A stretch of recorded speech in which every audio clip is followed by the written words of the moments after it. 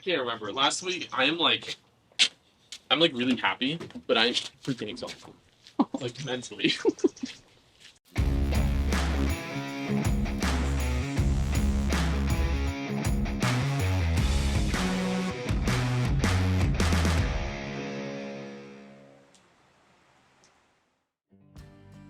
In the hoof care industry, there exist veterinarians and farriers. When one individual is both a veterinarian and a farrier, that person is called a podiatrist. Over a year ago, we hired Dr. Brandon King DVM and trained him in our farrier methodology. As a result, he's become the head of our podiatry department. So today on this beautiful Seattle, wonderful cold day, we are at Seattle Police.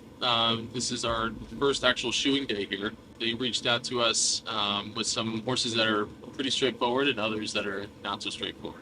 They serve in the field pretty much every day. So these are hardworking horses in the city of Seattle. Today we're looking at a horse named Felix. He's an interesting case that's been laid up for a couple months now. He had an MRI, multiple procedures done. He has a history of navicular disease. He's had multiple vets come out, a deep digital lesion on one foot. Basically, he just has really thin, really shelly feet that really can't handle any strain, and because of that, he's been pretty lame.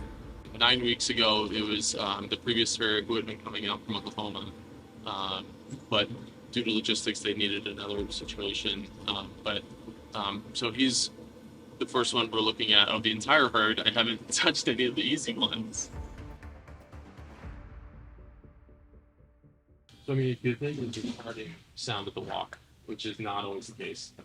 He seems like unsure. Yeah. Like he's not walking on eggshells, but he's like thinking like, ooh, like. And he's always waiting, like ready for something to happen. Like if I hit a small rock, it's gonna hurt. Right. But like he's not overtly lame, which is a really good place to start.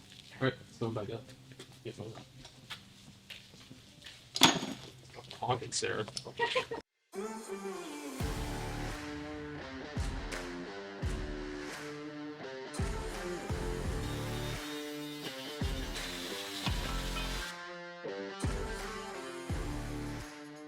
Today, our plan is we're going to use a steel PLR shoe, which is going to decrease the leverage on the back of the foot by basically creating a roll off the toe and off the sides of the foot.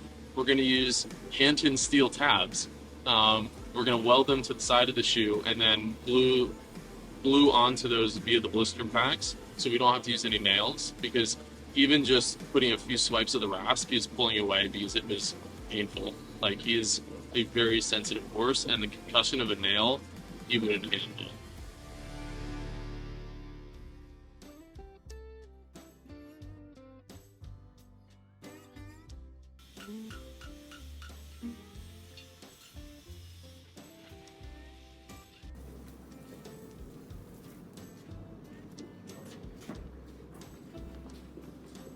Okay, so this is my first time coming out to the barn to actually help direct some video, and it's already off to a bad start.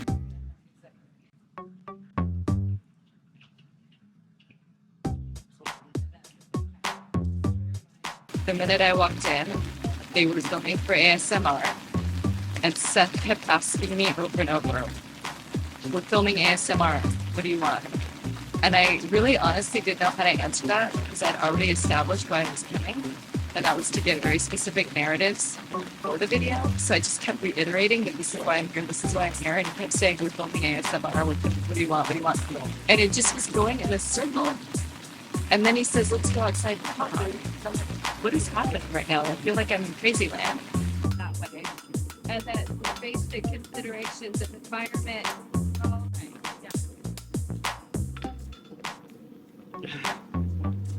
I don't know, like being married to someone and then like being like showing up as their boss, and they're like acting like, "Oh, the boss is here." Like, dude, we have kids together. We've been married for 21 years. Like, how did this just change so drastically? Anyway, that's how it's going so far. So we'll see what happens when I'm actually directing him on camera.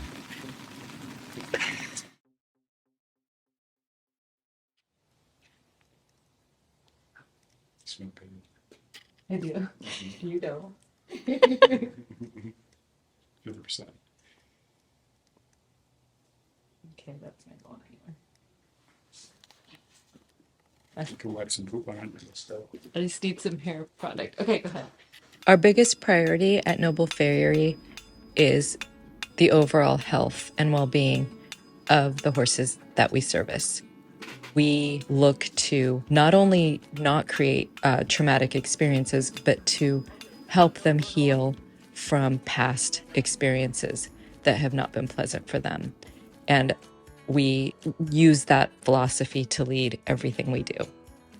We're at Meadow Ridge Farm, which is owned by Terry Salmon, mom, and Katie Grossman, daughter. So this here is Dobby, and I've known him for a long time. I really like him.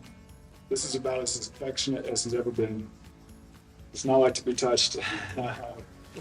But we worked him from really not liking to be touched to this, which is a huge accomplishment. We can burn his shoes on and he stands fairly still. Pretty neat because mentally and emotionally, I guess I'd say he's come a long way. So in terms of our business, that right there is a big accomplishment because one of the three legs of our business is our horsemanship, and these guys go to great lengths and great expense to make sure their horses get everything that helps them be their most comfortable and healthy, be mental and physical, emotional, and I want to make sure that I'm part of that. We're having to make all new shoes for Dobby today, and under all this immense pressure that came out, real good clips. Immense pressure. You know, in the last couple of weeks, we've had a lot of big milestone moments with our data collection and also with the team. And really exciting thing is that his level of professionalism has really stepped up. He's having a lot of growth right now, great feedback from clients. So that's been pretty exciting. We're at Blue River Farm today, just outside of Snohomish, pretty close to Cedar Meadow. We're doing 2 full sets and a half set, and possibly a trim today, depending on if the owner was able to reschedule or not.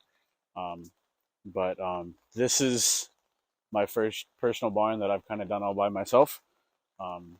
So I did one previous cycle here with Brandon was here with me. And then this cycle, just due to scheduling concerns that came up, I'm here by myself for the first time.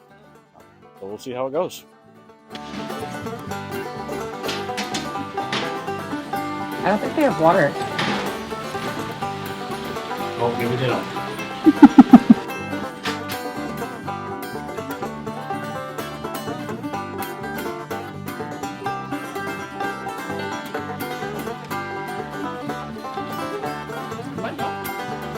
What did you do?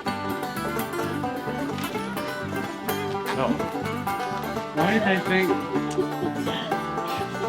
That's so bad.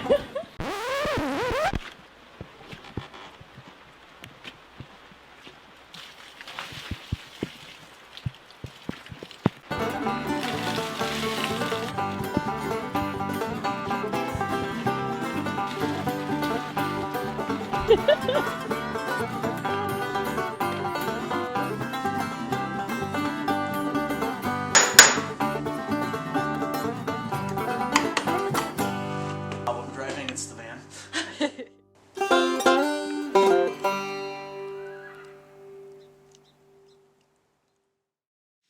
And the other really cool thing is just watching the team grow stronger and watching their relationships deepen. And lately I've noticed that, like I'm getting more communication from Brandon, which feels really good. And Jen and I are deepening our relationship and starting to really get into like some bonding moments with each other, and the trust is really building. And, even off to the side with Beth and Chris, their relationship is deepening, and they're both the same age, and he's really sweet and kind, and she's really sweet and kind. So it's really inspiring as a boss to watch your team members have their own relationships and lean on each other and, look for support in each other and really find that. because I think it's rare. I think most people go to work and there's just drama and there's pettiness.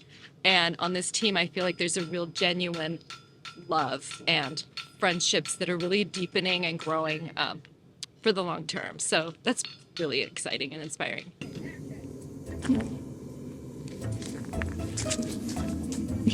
What? Well, that's interesting.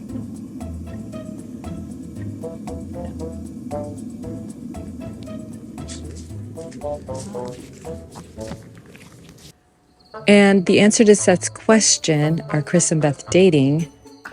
No, they are not. Beth has been dating Nick for over 1.5 years. Nick does not work for Noble Farriery. Thank you. My name is Lauren. I've been working for Noble Farriery for like almost 3 months, I think.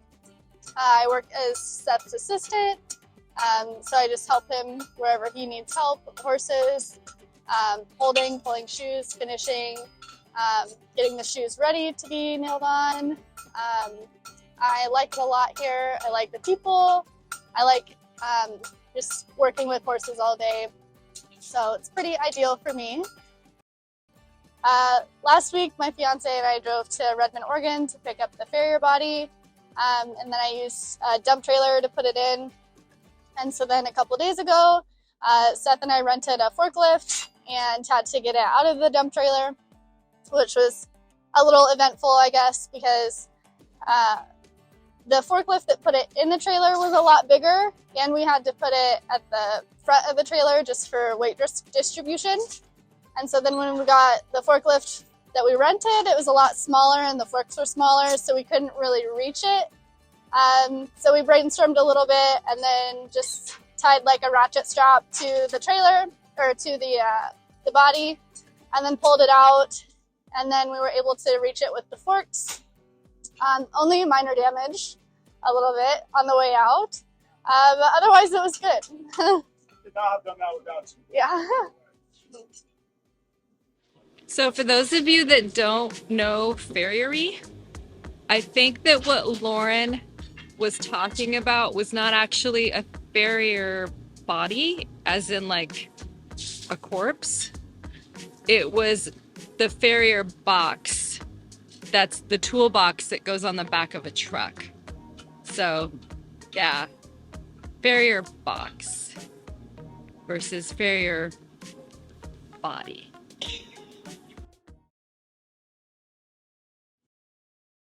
Tell me how it's gone so far with the front. I think it's going well. The front two have been challenging. The first one's slow because I've been doing so many ones that I gotta think a lot. Like the first one's really slow, and then the next ones are like half the time. So I'm discovering all the faults. I've never done this setup either, but I've been thinking about it for a long time. In between, like when I get chewing, I might like work on one completely. We can put a soft ride on the other one, just to give them a little bit of a break. Sorry, there's 2 test lights.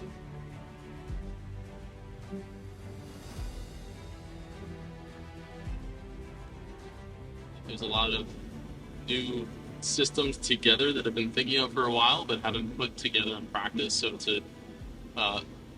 the first foot was a learning as you go, how to be more efficient, how to go faster, and the second one definitely came together a lot better. I like that when we put the first one on and let the glue set, he stood very comfortably and would let me pick up the other one and work on the other one very comfortably. So I'm optimistic that that means good things for him. His foot has a long way to go in terms of proper function and vertical depth. What's your plan with the fine shoes? Simpler.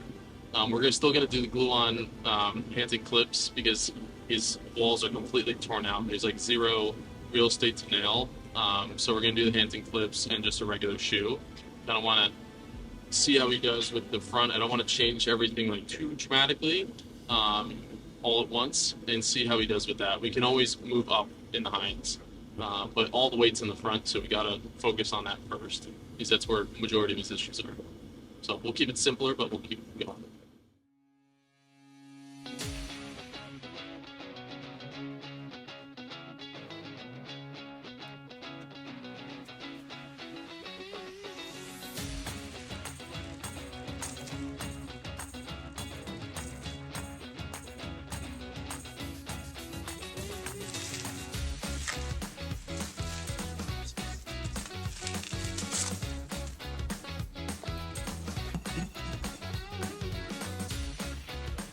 So we just finished up with Felix. It went well. I think, it's a complicated shoeing, so I think it took a little while longer than I wanted to, but it was kind of, playing with some ideas and figuring out what would be the best for him. The placeholder nails that we did in the hind shoes he was super painful to them. I mean, he has so little wall and so little structure that anything going into his hoof or any concussion was really painful. So I'm glad that we ended up with no nails in his feet. But I think it went well. We walked him out, and he was a lot more confident, a lot more comfortable. So I'm really happy with the setup. I'd like to see him over the next few cycles kind of taper onto a more simplistic plan. But for now, he needs all the protection that he can get so he can start to build that foot and get this snowball rolling in the good direction. I think it went really well. I'm excited to see how he does in the next cycle. So I'll be back here in 4 weeks, and we'll see how he's doing. But otherwise, he's gonna go back to like very, very light work, some in-hand lunging, and maybe under saddle in a few weeks if he's doing okay. Which it's been a while since he's done that. So I'm excited to see how he does.